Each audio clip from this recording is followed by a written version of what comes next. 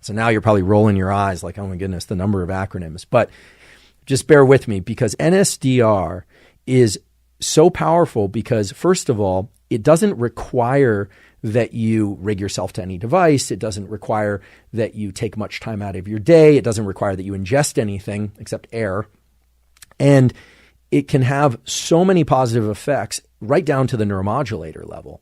So I think in years to come, my lab's exploring this in collaboration with David Spiegel's lab, but other labs are looking at this as well. I think NSDR is going to start to play a more prominent role in what we call wellness and health, both mental health and physical health. So I encourage you to explore those practices.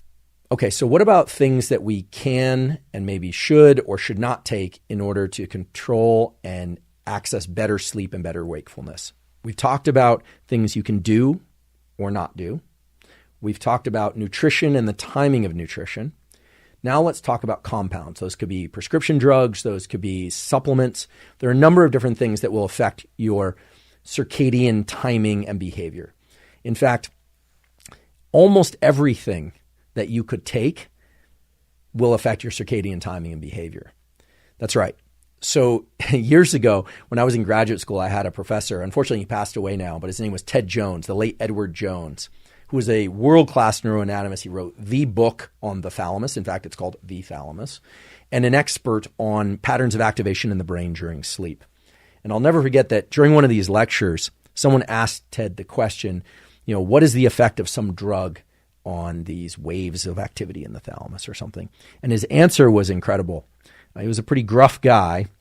And so his answer was delivered in the form of a kind of aggressive, direct statement. He said, "A drug is a substance that when injected into a person produces a scientific publication." And what he was saying is actually quite true, which is that most every compound will have some effect on some aspect of biology.